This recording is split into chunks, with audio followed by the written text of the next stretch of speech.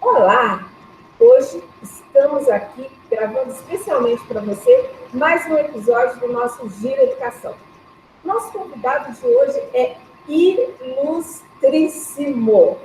Foi meu aluno, um aluno maravilhoso, dedicado. Sabe aquele aluno que você vai para a sala de aula só para dar aula para ele? Então, ele motivava que eu desse uma excelente aula. Gente, o nome dele é Wanderson de Souza Silva. Ele é graduado em Pedagogia pela Unirio, em Filosofia pela PUC Minas, em História pela Estácio Sá. Concluiu agora o mestrado em Educação pela Unirio, mas não satisfeito, ele também foi aprovado e ingressou no mestrado em Psicologia, nada mais, nada menos, pela UCP de Petrópolis. Com vocês, o nosso ilustríssimo Wanderson, que vai ministrar hoje 5 questões para vocês de sociologia. É com você, Wanderson.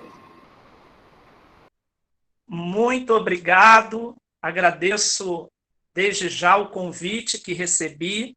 Esse convite muito me ajudou para poder revisitar algumas pessoas amigas, com grande carinho, por exemplo, como a nossa querida projetista, idealizadora, organizadora deste evento acadêmico, porque se tornou um evento acadêmico, que é o Giro Educação, a nossa querida Leandra. Então, desde já agradeço o convite, esse convite que me foi feito, e de imediato respondi que sim, porque acho super importante a gente ter o nosso engajamento nas questões que são diversificados, que estão aí na sociedade, para nos ajudar a bem sair do nosso lugar.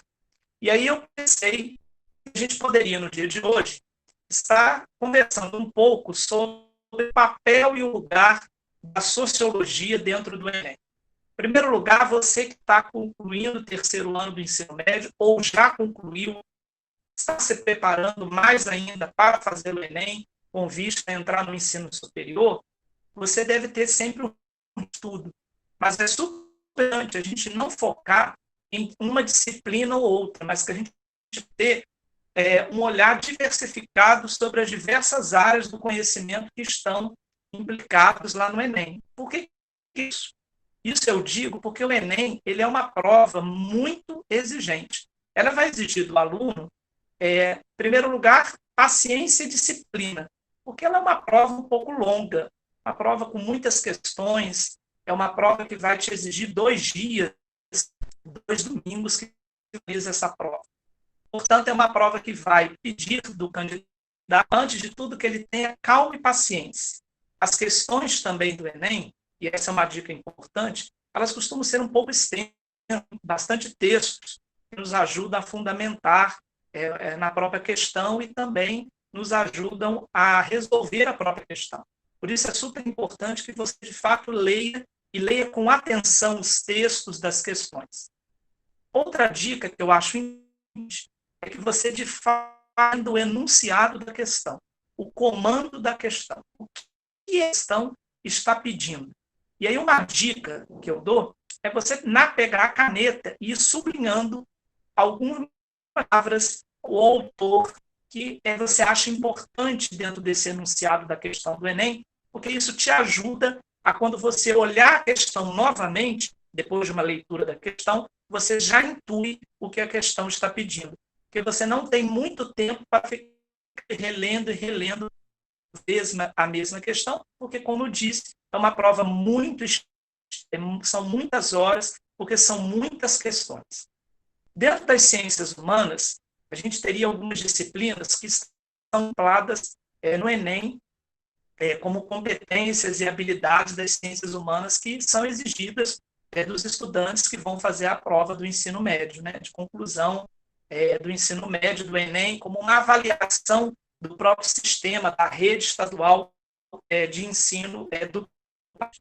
Então, o Enem ele tem essa possibilidade de nos ajudar a ser uma porta de entrada para o nível superior, mas é uma porta de entrada que vai me exigir. Então, não adianta eu não parar, né?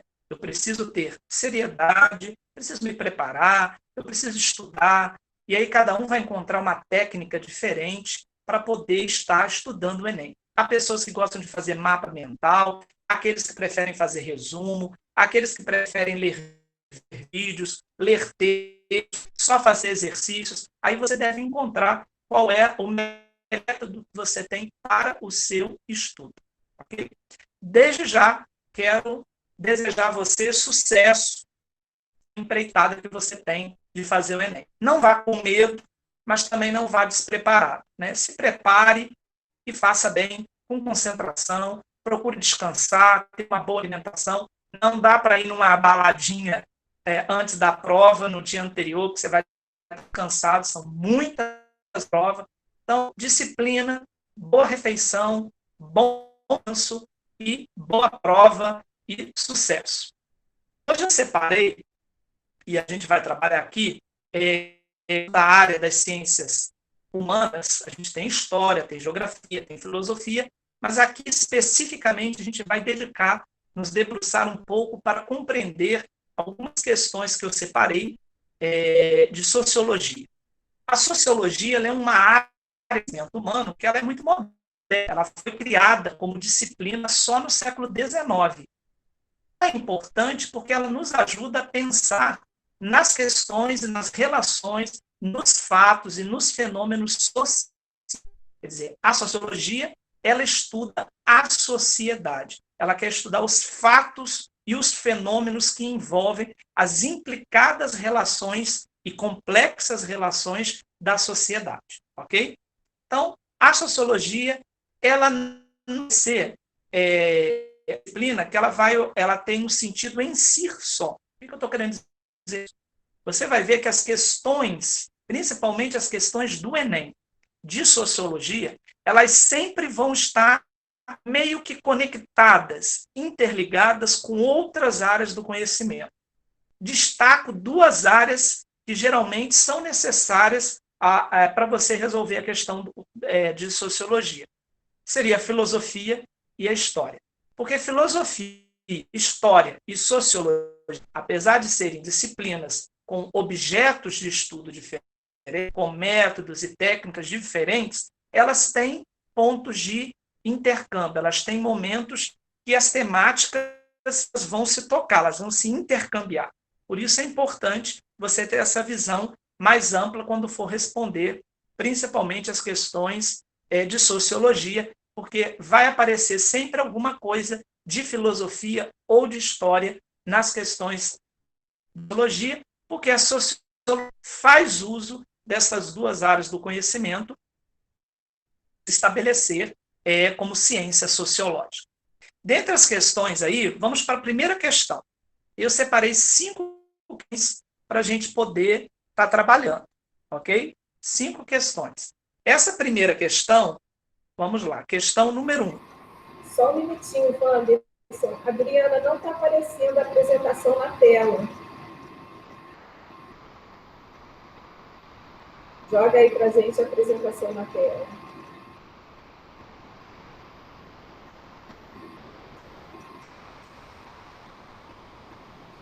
Só um minutinho, Wanderson. Ok. Adriana já está apresentando. Já está entrando.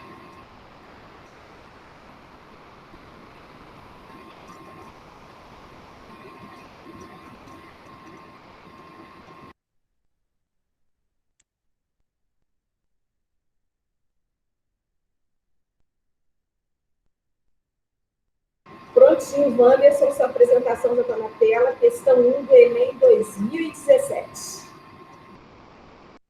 Então, vamos lá. Essa primeira questão que eu dei, que é uma questão número 1, é uma questão que eu retirei lá do Enem 2017.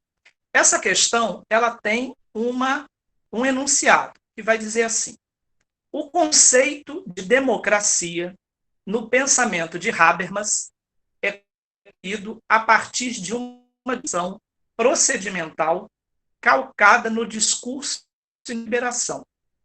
A legitimidade democrática exige que o processo de tomada de decisões políticas ocorra a partir de uma ampla discussão pública, para somente então decidir.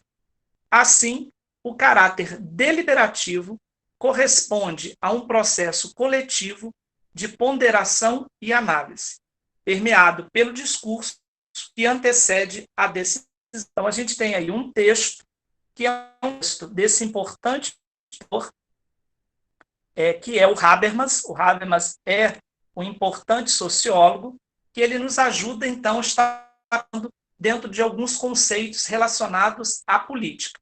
E aí, esse texto do Habermas sobre modernidade, Habermas, modernidade e democracia deliberativa.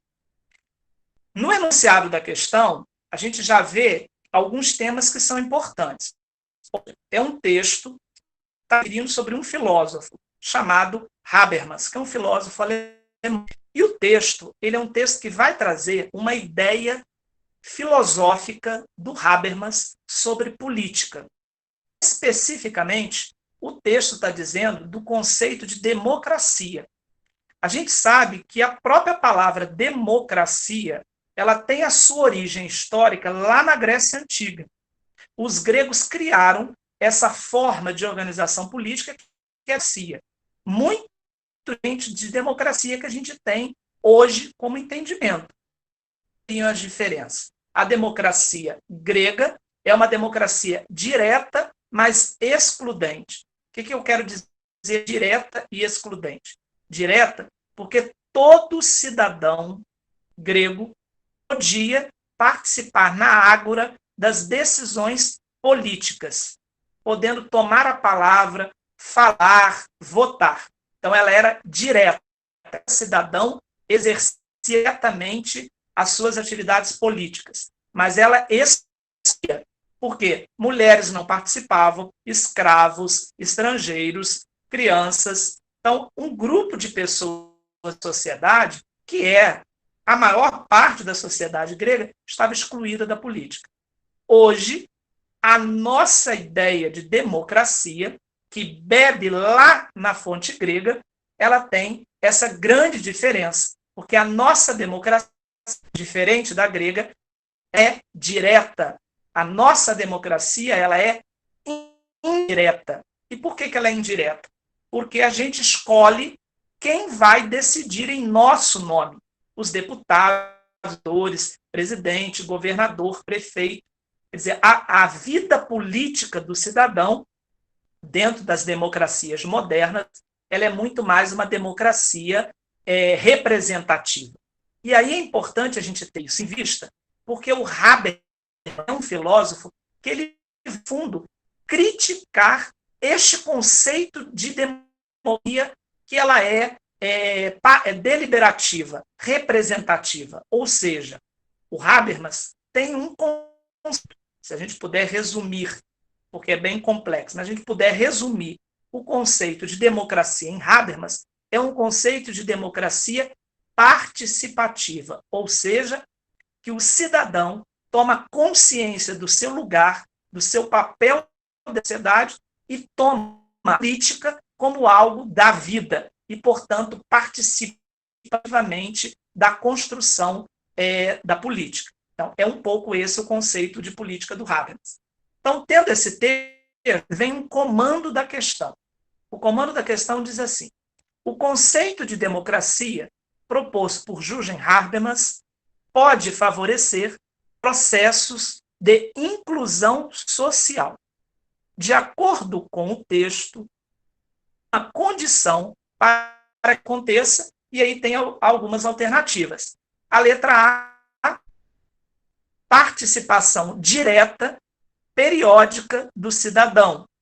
Letra B, livre e racional entre cidadãos e o Estado. Letra C, interlocução entre os poderes governamentais. Letra D, eleição de lideranças com mandatos temporários. E letra E, controle do poder político por cidadãos mais esclarecidos. Dentre essas alternativas, qual alternativa que poderia ser a alternativa correta? E aí a gente passa para o segundo slide, que vai nos ajudar um pouco a compreender de que forma a gente pode intuir. Dentre essas questões, essas alternativas, a letra B é a alternativa correta. A que vai dizer que o debate livre e racional entre os cidadãos e o Estado. E aí a gente precisa entender um pouco, e aí eu escrevi aqui algumas explicações por que esta alternativa estaria correta e por que as demais não estão. Vamos lá.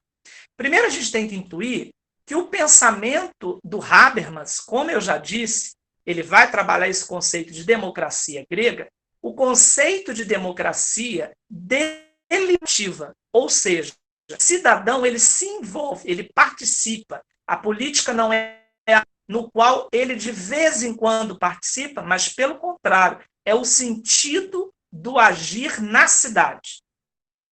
Então, para o Habermas, o debate ele é livre, mas é um debate livre que tem que ter uma base. Segundo Habermas, a base do debate político é a racionalidade. O Habermas ele é um filósofo da Escola de Frankfurt. Né? A Escola de Frankfurt foi um grupo de teóricos lá na Alemanha, no início do século XX, que estavam tentando compreender os fenômenos sociais que estavam acontecendo. Eles tiveram duas influências da Escola de Frankfurt. Eles tiveram uma influência dentro do marxismo, né, do Karl Marx, e outra grande influência foi a influência da psicanálise do Sigmund Freud. Ou seja, marxismo mais foi um pouco quase da um representante tardio, né, vem um tempo depois, dentro da Escola de Frankfurt. E aí vamos lá. A concepção do Heidegger, do Habermas, é uma concepção de que a democracia ela tem que ter uma base. Essa base é a racionalidade, é o debate racional entre as pessoas que compõem a vida dentro da cidadania, a polis. E o Estado, quer dizer, um diálogo recíproco entre o Estado e o cidadão, que vai se estabelecer as bases necessárias para quê?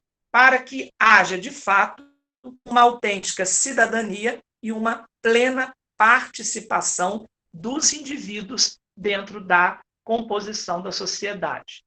E aí, por que não seria a letra A? A letra A está dizendo que a participação do cidadão é uma preocupação no que diz a legitimação do Estado.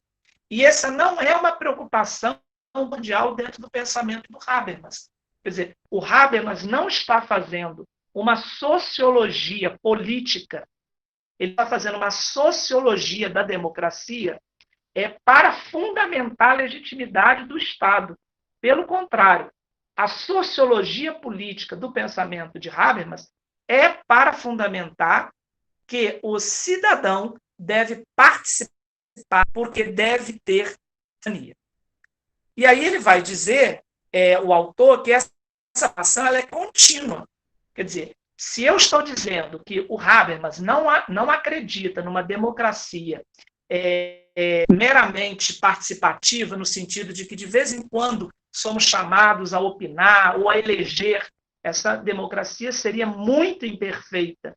E a proposta do Habermas é o contrário. A proposta do Habermas é uma democracia que, de fato, o cidadão esteja participando, delibere.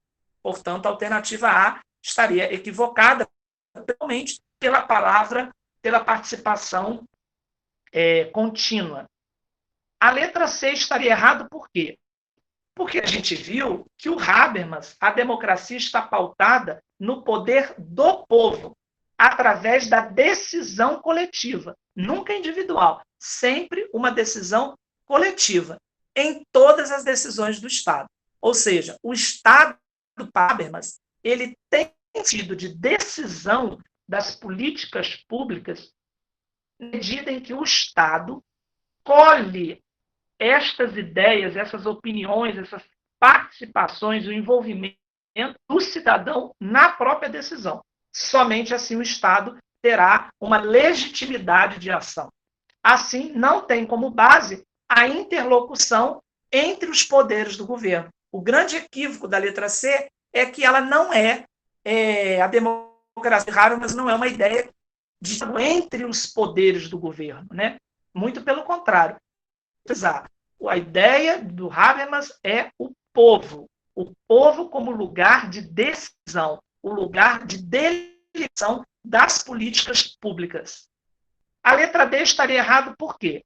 Porque Habermas propõe que o debate seja amplo e seja realizado de forma pública, nunca de forma privada. Porque o debate que é privado, ele nunca pode ser assumido dentro da esfera pública, porque o público ele é sempre público, né? Parece um pleonasmo, mas o público ele não pode ser privado. Quer dizer, quando a gente começa a estabelecer as relações sociológicas dentro da política, a política não é o lugar familiar, a política não é o lugar privado, a política é sempre o lugar público. Por isso, tudo na política deve ser publicizado, deve ser de conhecimento de todos, porque somente assim a gente tem uma democracia. E a letra E estaria errado, por quê? O autor, o Habermas, propõe o esclarecimento do cidadão. Quer dizer, para Habermas, o cidadão deve ter consciência de tudo aquilo que está acontecendo dentro da cidade, dentro do país, para poder ter uma opinião forjada, para ele poder deliberar sobre essas decisões. Então, na verdade, essas questões, tanto a letra A, C, a D e a E, estariam e correto estaria a letra B, porque, segundo o pensamento do Habermas, o debate dentro da democracia ele sempre deve se pautar pela liberdade e pela racionalidade. Não há democracia sem liberdade. Mas a democracia, para de fato ser para todos, do alcance de todos, ela precisa ter uma base. E a base que o Habermas propõe é a racionalidade, algo que tem faltado na política, tá bom? Podemos passar para a segunda questão, essa segunda questão que eu separei para a gente poder estar pensando. A questão número 2, Enem 2016. Vou ler o enunciado, que é um texto do Jaime, o suicídio, o estudo de sociologia. Esse texto do Durkheim é super importante. É um texto que hora e meia está aparecendo nas provas. E aí diz o Durkheim: a sociologia ainda não ultrapassou o que era das construções e das sínteses filosóficas. Em vez de assumir a tarefa de lançar luz sobre uma parcela restrita do campo social, ela prefere buscar as grandes generalidades em que todas as questões são levantadas sem que nenhuma seja expressamente tratada. Não é com exames sumários ou por meio de intuições rápidas que se pode chegar a descobrir as leis de uma realidade complexa. Sobretudo, generalizações, às vezes tão amplas e tão apressadas, não são suscetíveis de nenhum tipo de prova. Depois desse termo, comando da questão. O texto expressa o esforço de Émile Durkheim em construir uma sociologia com base na. E aí temos essas opções. Letra A. Vinculação com a filosofia como saber unificado. A letra reunião. Espera aí um momento. Reunião de percepções intuitivas para demonstração. Letra C, formulação de hipóteses subjetivas sobre a vida social. Letra D, adesão aos padrões de investigação típicos das ciências naturais. E a letra E, a incorporação de um pensamento alimentado pelo engajamento político. Dentro dessas alternativas, vamos então ver qual de fato é a alternativa que, de acordo com o texto do Émile Durkheim, expressa a base da sociologia. Podemos ir para a próxima.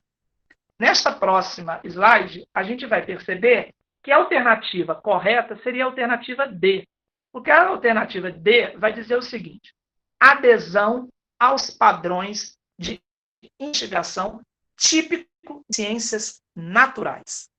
Então vamos lá. Mas espera lá, Van, não entendi. Se você disse que a sociologia é uma área das ciências humanas, por que o Durkheim está falando que a base da sociologia é uma adesão aos padrões de investigações típico das ciências naturais? A gente precisa entender o contexto de surgimento da sociologia. A sociologia, como eu disse, ela vai se consolidar como conhecimento humano lá no século IX. O que a gente tem no século XIX? O século XIX é do iluminismo, o iluminismo do século XVIII. O que foi o iluminismo? A palavra iluminismo vem de iluminar. Os filósofos iluministas, eles tinham o intuito de que a gente veio, segundo os iluministas, de um grande período de treva no conhecimento. Mas agora, no século XVIII, haveria uma nova florescência do conhecimento, e esse conhecimento seria racional. No fundo, a questão que está aí em volta é o conceito de ciência. A sociologia estava querendo ser reconhecida como ciência lá no século XIX, ela, para ser ciência, ela precisava parecer, segundo pensavam os primeiros sociólogos, com os métodos das ciências da natureza. E quais eram a base das ciências da natureza? Observação, matematização da realidade.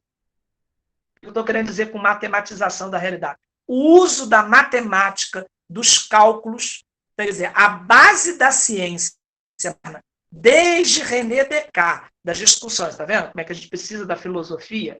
Desde das discussões entre o racionalismo do René Descartes, do outro lado, do empirismo do John Locke, o que essas duas correntes estavam dizendo?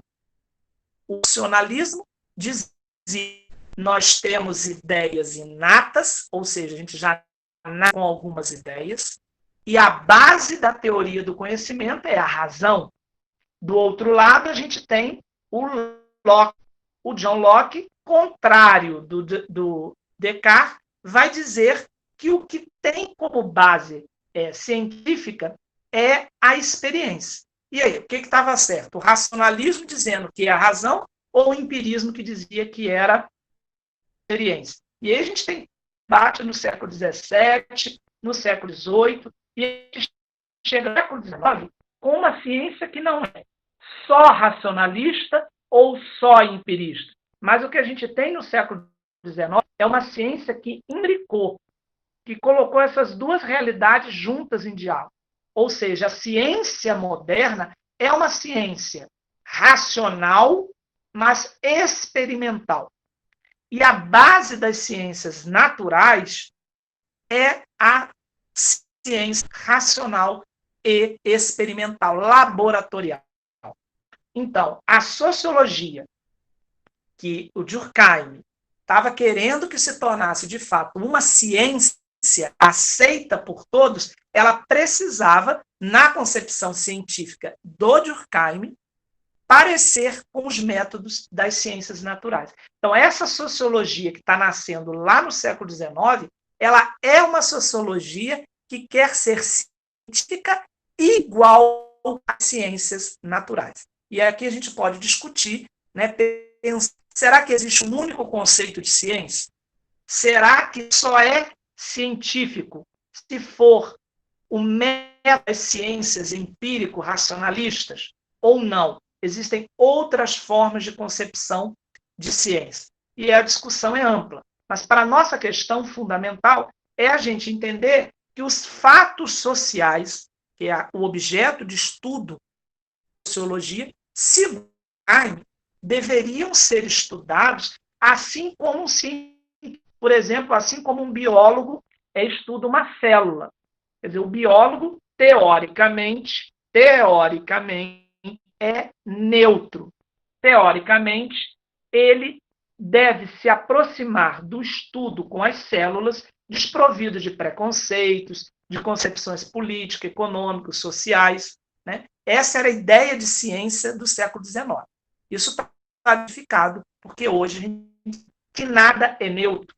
De qualquer perspectiva, nós olharmos as ciências, no plural, essas ciências, elas estão sempre mostrando uma dimensão econômica, ou política, ou social. Ou seja, não há nenhum tipo de neutralidade. Mas aí, no século XIX, se acreditava em neutralidade da ciência. Então, Durkheim vai dizer que os fatos sociais devem ser estudados de forma distante, por distanciamento, e de forma imparcial, como era estudado a ciência da natureza. Por que a alternativa A está errada? A alternativa está errada porque o que Durkheim pretende é justamente separar o saber da sociologia do saber filosófico.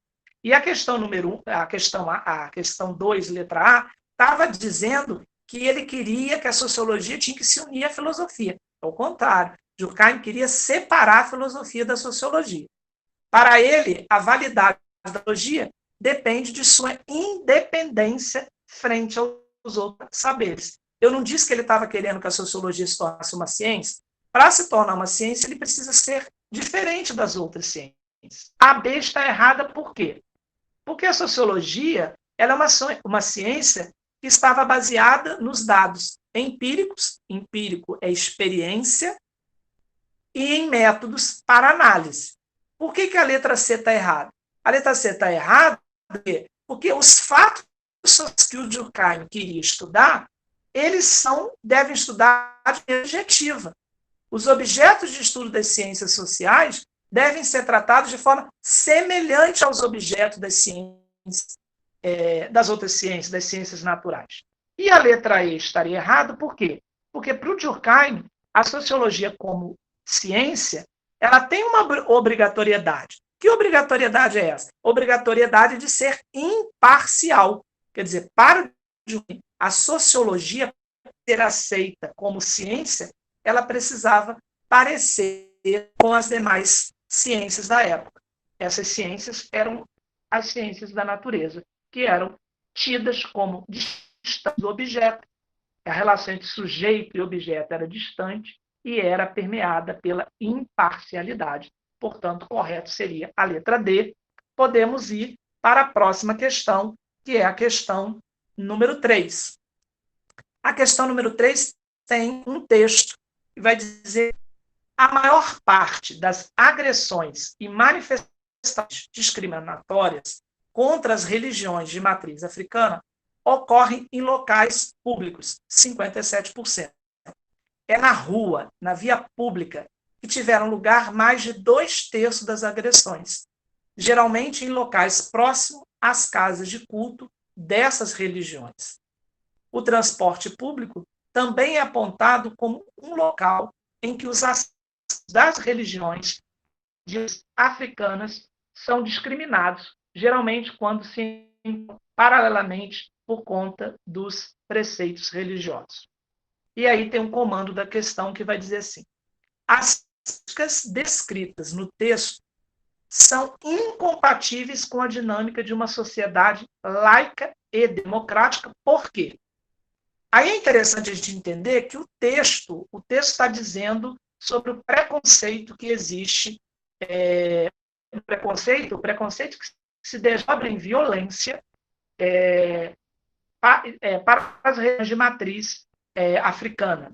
Então, as religiões de matriz africana, elas sempre tiveram um lugar contra-hegemonia dentro de uma hegemonia cristã. Quer dizer, grande parte da sociedade brasileira é influenciado pela religião cristã.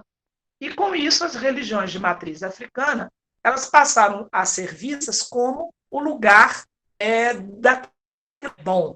Bom seria minha religião, a religião do outro seria sempre algo ruim, algo que não estabelece para a sociedade, de fato, coisas boas, que, no fundo, é um conceito absurdo.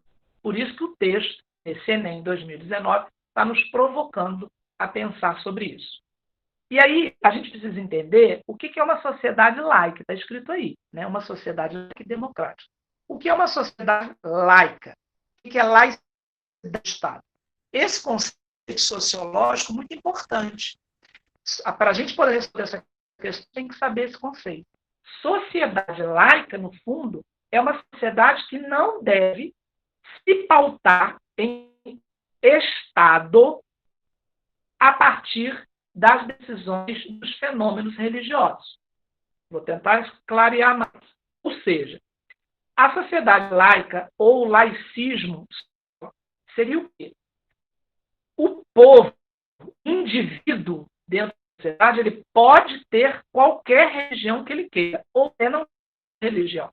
Quer dizer, o indivíduo, para um Estado laico, o indivíduo pode professar uma fé ou ser ateu, pouco importa. Porque que o governo, que tem que ser democrático, e para ser democrático, ele tem que pensar no conjunto da sociedade.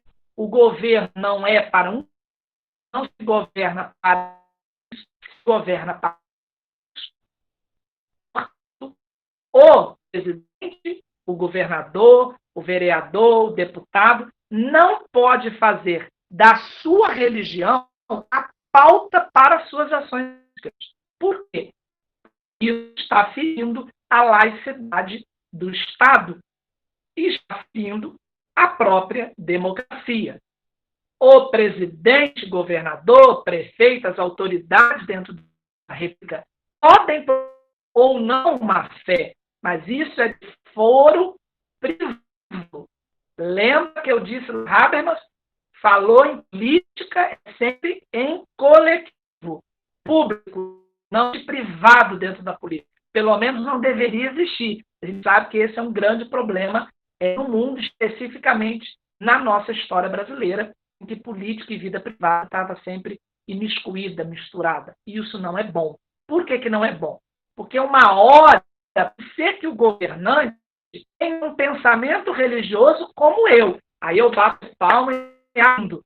Só que eu tenho que cuidar, porque ele está lá nesse cargo não para fazer a representatividade de determinado grupo político, mas ele é representante de um conjunto social que é composto por inúmeros fenômenos religiosos, multifacetadas espiritualidades, e mais do que isso, por pessoas que nem fé nenhuma creem. Portanto, ele não pode nunca ser governante de um grupo, mas ele tem que ser governante de todos. E para ser governante de todos, a religião pessoal não pode estar à frente das ações políticas.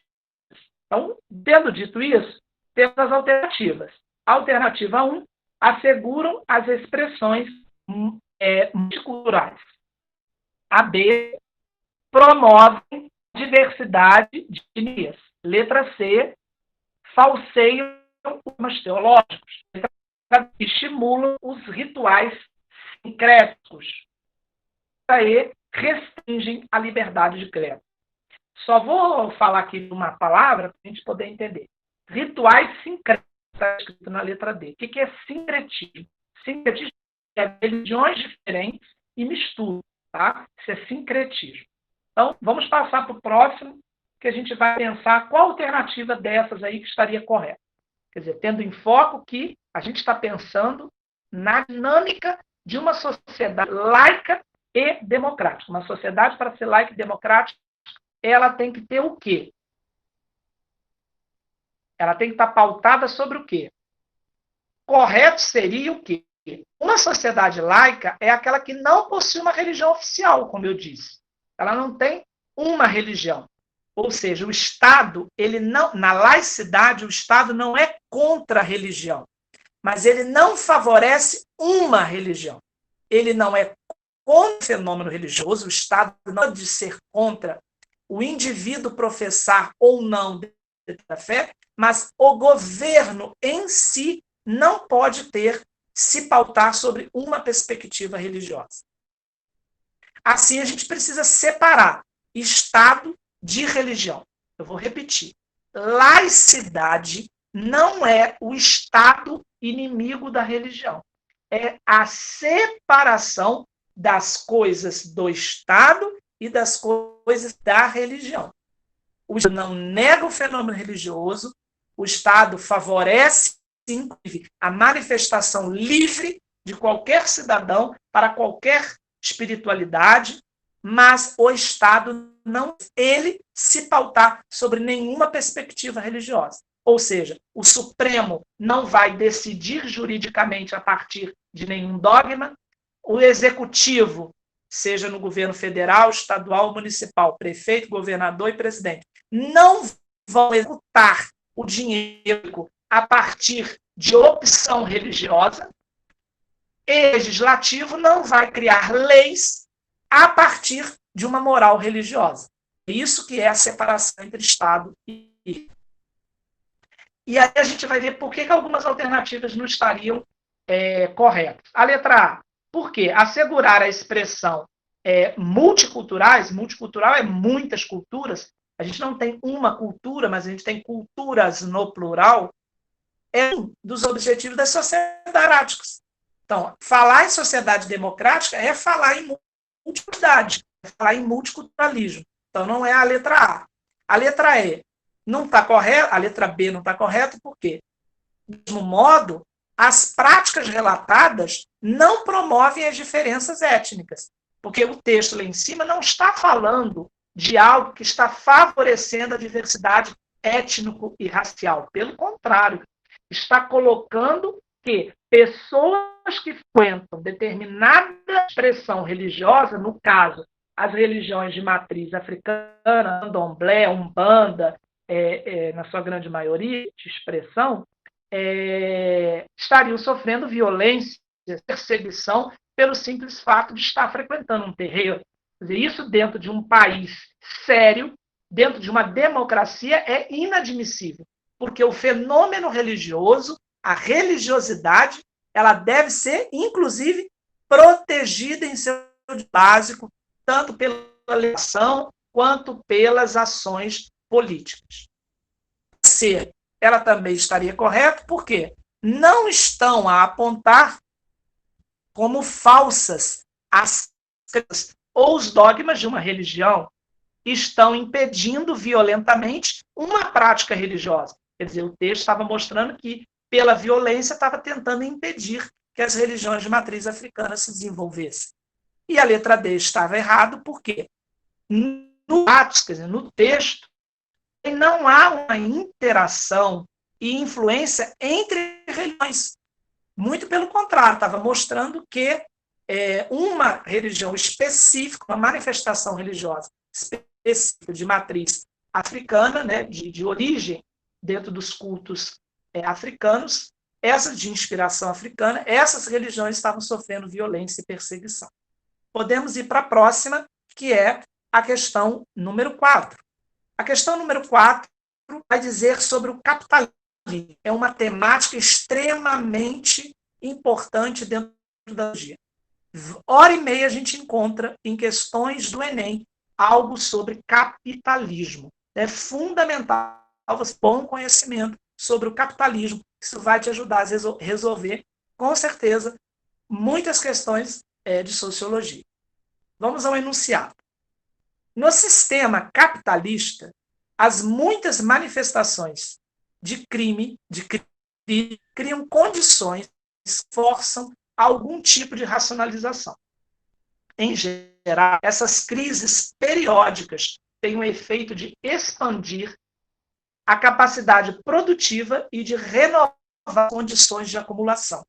Podemos conceber cada crise como uma mudança do processo de acumulação para um nível novo e superior. E aí tem um comando da questão que diz o seguinte: a condição para a inclusão dos trabalhadores no novo processo produtivo descrito no texto, letra A, associação sindical. B, participação eleitoral. Letra C, migração internacional. Letra D, qualificação profissional. E a letra E, regulamentação funcional. Quais dessas alternativas que, de fato, estão mostrando esse processo produtivo que está dentro do sistema capitalista? Vamos, então, para a próxima slide para a gente poder ver qual a alternativa correta. Dentre aquelas alternativas, correta é a letra D de dado. Qualificação profissional. E aí a gente precisa discutir um pouco e entender por quê. Por quê? A gente primeiro precisa entender o que é o capitalismo, né? O capitalismo ele é um sistema político, social, econômico que pensa a sociedade a partir do capital. Né? Um grande intérprete do capitalismo, um grande estudioso do capitalismo, foi um economista / sociólogo, que é o Marx. Né? Karl Marx, ele é alguém que escreve até um livro famoso, O Capital, para tentar entender esses meios de produção dentro do sistema capitalista. O que a gente tinha antes do capitalismo? Sistema feudal. O capitalismo veio em substituição do sistema feudal. No sistema feudal, a riqueza era tanto que a gente tem os feudos, que eram divididos entre o feudal e os servos que iam trabalhar. Servos não eram escravos, né? Sempre lembrando isso. Servo, na Idade Média, não era escravo. Então, dentro desse sistema feudal, começam a aparecer as corporações. Como que era o modo político, econômico e social desse sistema feudal? Esse sistema econômico feudal, grosso modo, a pessoa participava como aprendiz de uma oficina, ela ia aprender um fazer, e esse fazer não era só teórico, mas ele tinha uma forte ênfase prática, então você ia aprender a fazer calçado. Ou seja, eu tinha o gado, eu cuidava do gado, eu abatia o gado, eu mesmo tirava o couro, curtia o couro, cortava o couro, costurava o couro, vendia o calçado. Ou seja, eu dominava todo o processo, desde a criação do gado até a venda do calçado. Um calçado nunca ia ser igualzinho ao outro, porque o couro era diferente, porque as questões ali de produção iam fazer com que cada objeto fosse quase que exclusivo e único. Com o advento do capitalismo, essas relações, essas produções no meio do trabalho, eles se modificaram assustadoramente, porque agora a riqueza para o sistema capitalista não é riqueza para o sistema capitalista é dinheiro. E o sistema capitalista é explorado a partir da perspectiva de que preciso criar opções de cada vez mais aumentar o próprio processo de alimentação do sistema capitalista. O que eu estou querendo dizer com isso? O sistema capitalista teve que criar as condições do consumo, a tal ponto que nós somos, no século XXI, dentro de algumas perspectivas sociológicas, analisados como uma sociedade do consumo. Quer dizer, consumir nos caracterizou. Olha que coisa assustadora. O ato de consumir produtos acabou sendo uma característica sociológica da nossa sociedade. E aí o sistema capitalista, a gente sabe que ele vai ter dois modos de fazer com que essa roda do consumo alimente-se, porque o foco é o capital. Para que eu tenha mais lucro, mais capital, era necessário que a roda do consumo fosse alimentada. Mas imaginemos, se eu comprasse uma mesa que fosse de boa madeira, boa qualidade e durasse a vida inteira, isso não alimenta do consumo. O que nós criamos, nós enquanto sociedade, começou a criar? Obsolescência. O que é obsolescência? É tornar algo estragado, tornar algo não servindo mais, tornar algo obsoleto. Obsolescência, na sociologia, existem dois tipos de obsolescência. Tem a obsolescência programada e a obsolescência persiva. Qual é uma? Qual é a outra? Obsolescência programada é aquilo que já sai da fábrica para não durar. Vou dar um exemplo. Quantos fones você já teve? Você que está me ouvindo, quantos tênis você já teve? Quantas blusas você já teve? Você vai receber de herança a cama que a sua mãe comprou para seu irmão mais velho? Possivelmente não, porque hoje em dia os móveis são feitos para não durar. É para que se a gente arrastar um guarda-roupa lado do quarto e trocar para o outro lado, possivelmente esse guarda-roupa já não vai estar bom, vai estar com a porta torta. Experimente desmontar um guarda-roupa para levar para uma mudança. Quando você vai remontar o guarda-roupa, porque ele é feito para ser obsoleto, obsolescência programada, ele é programado de fábrica a não durar, a não ter qualidade, porque ele vai estragar e aí eu vou ter que comprar outro. A roda do consumo está. Outra forma de obsolescência, diferente da obsolescência programada, a obsolescência perceptiva. Perceptiva é de visão, né? Dos sentidos. A obsolescência perceptiva. O objeto pode não ter estragado, mas ele não me serve mais. É a moda.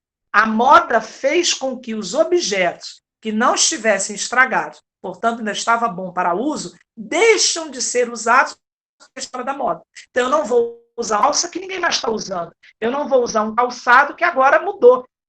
Moda, no ano passado, calçado de bico fino. Agora, moda é o calçado de bico redondo. Moda era usar sapatilha, moda é usar tênis, e assim por diante. Quer dizer, o sistema capitalista ele vai se alimentar tanto da obsolescência programada quanto da obsolescência perceptiva. Tendo dito isso, por que a qualificação profissional, a letra D, que está correta? Como o sistema capitalista ele tem origem lá na Revolução Industrial, e ele é marcado pela realização das forças produtivas. Tinha um modo de produzir feudal, agora a gente tem um novo modo de produção capitalista. A gente exige cada vez mais, o sistema capitalista exige da gente cada vez mais aperfeiçoamento e qualificação dos trabalhadores. Quer dizer, não basta o trabalhador ter um ofício. O trabalhador tem que o tempo inteiro estar se aperfeiçoando, porque o mercado vai cada vez mais exigir desse profissional. E aí, por que a letra A estaria errada? Porque a associação sindical ele é uma condição para a inclusão dos trabalhadores excluídos. Né? Então, de forma nenhuma. Quer dizer, muito pelo contrário. Né? Uma parte do mundo empresarial que representa os interesses desse sistema capitalista vê com muita desconfiança as ações sindicais. Quer dizer, sindicatos são hoje ainda vistos como um grupo de pessoas baderneiras que querem trabalhar.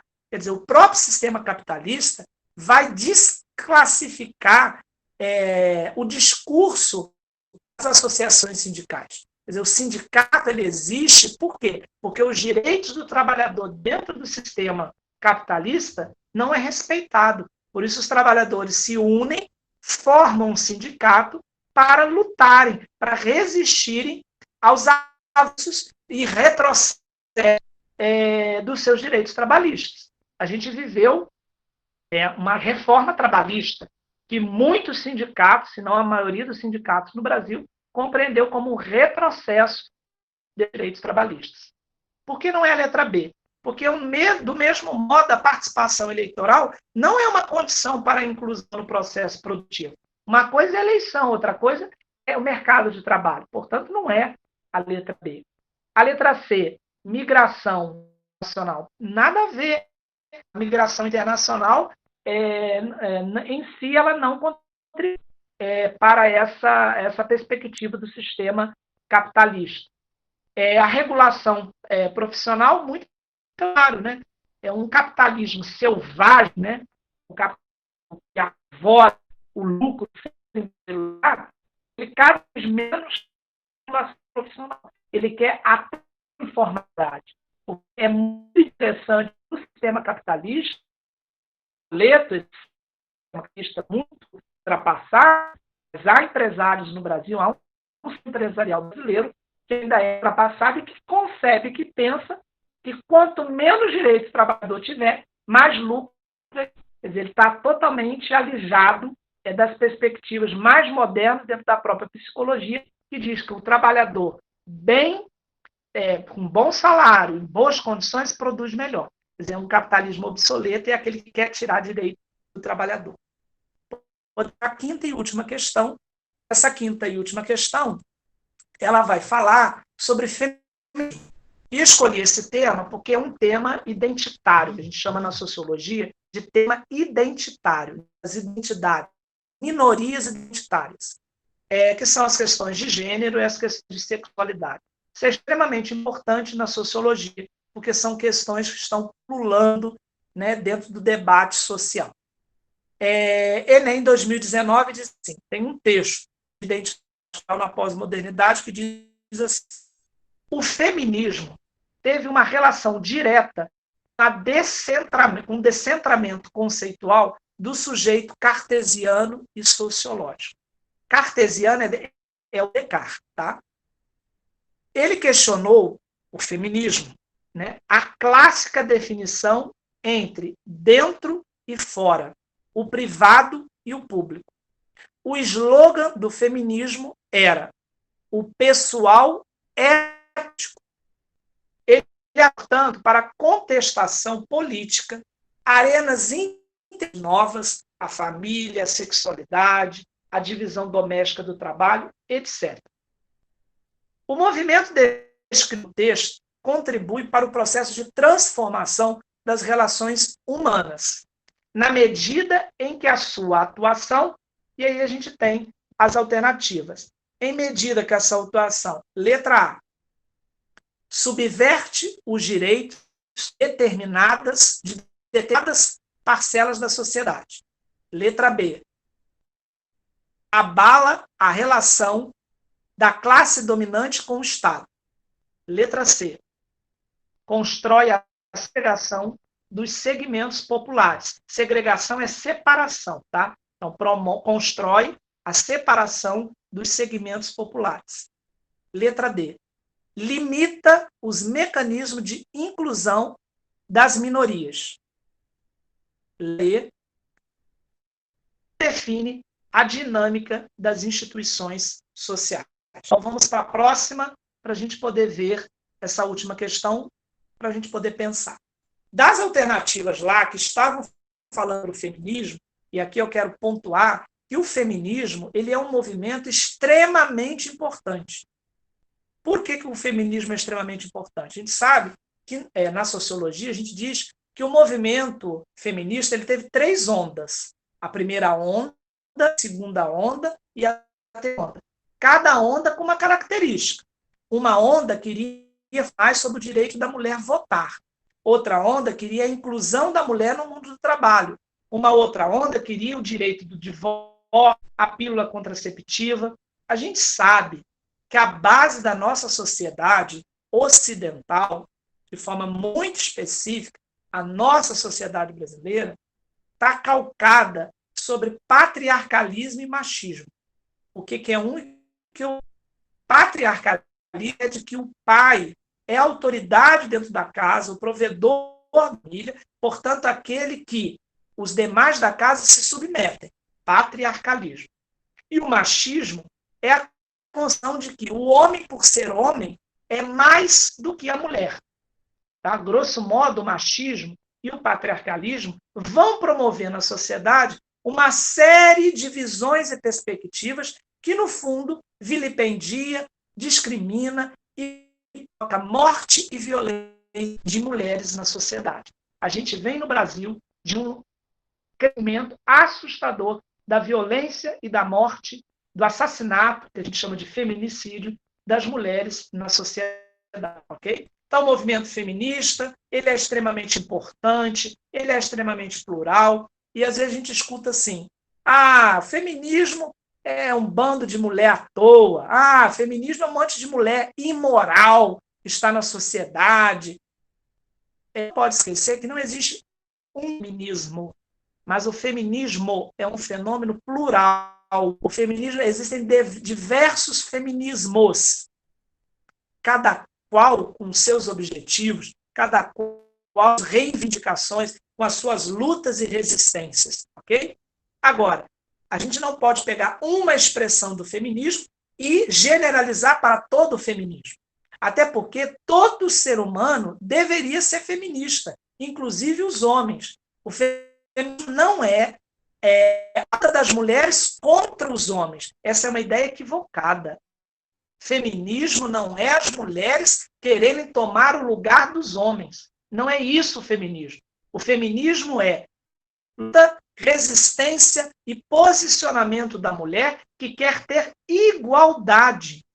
As mulheres que querem ter o direito ao trabalho, as mulheres que querem ter o direito ao seu corpo, as mulheres que querem ter direito à sua sexualidade, as mulheres que querem ter o direito de não sofrer um estupro, as mulheres que querem ter o direito de verem filhas estudando. A gente sabe que grande parte das mulheres, até pouco tempo, eram proibidas de estudar. Os pais diziam, minha filha estudar, porque estudar não é coisa de mulher, mulher é coisa de casa.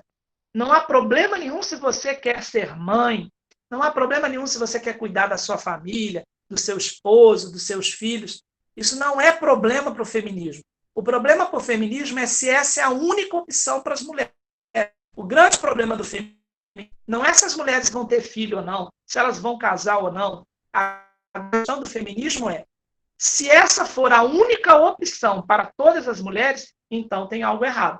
E é isso que o feminismo quer questionar, que a mulher tem o direito de escolher aquilo que ela acha que é melhor para si própria. Se é entrar no mercado de trabalho, se é não casar e ficar solteira, se é ter um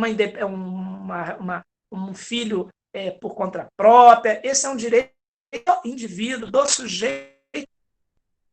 Tendo dito isso, por que essas alternativas estão erradas e corretas está a letra E, que é redefinir a dinâmica das instituições sociais.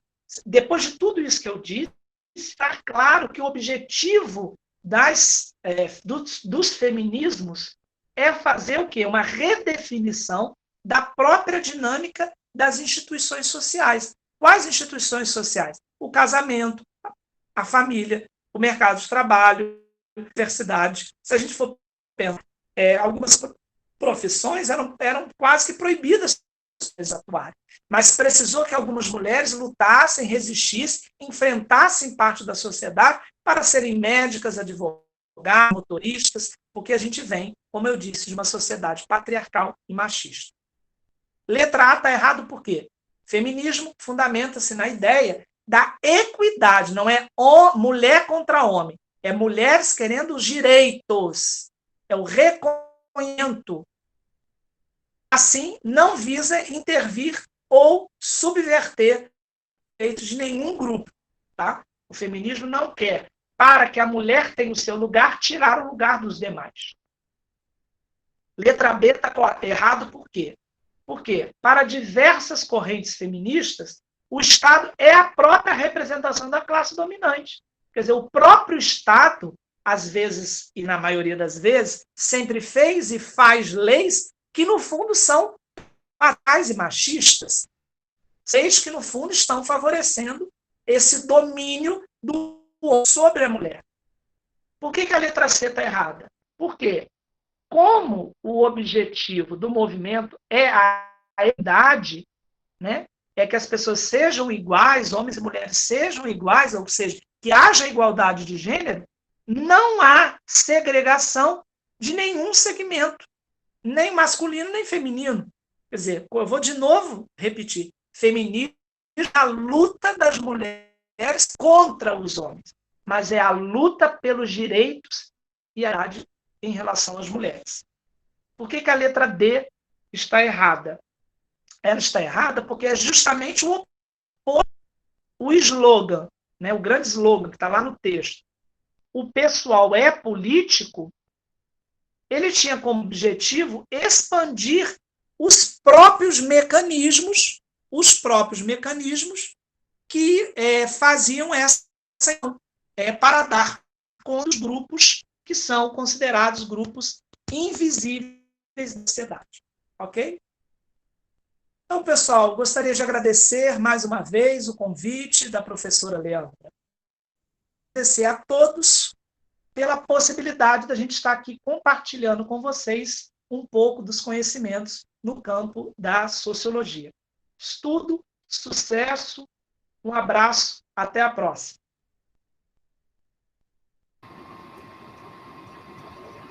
Wanderson, muito obrigada, tá? Por essa grande aula que você nos proporcionou agora, né? E, principalmente, eu quero deixar para os estudantes que vão prestar o Enem, que eles se aprofundem nos conhecimentos, né? Não fiquem arraigados aos preconceitos, que eles realmente consigam estabelecer correlações entre diversos campos de conhecimento, mas de uma forma crítica. Agora, eu deixo claro que ser crítico não é ser simplesmente do contra. Ser crítico é ter argumentos calcados no embasamento forte, no estudo, na pesquisa, na conscientização. Muito obrigada, tá? Nós vamos parando por aqui. Até mais, gente.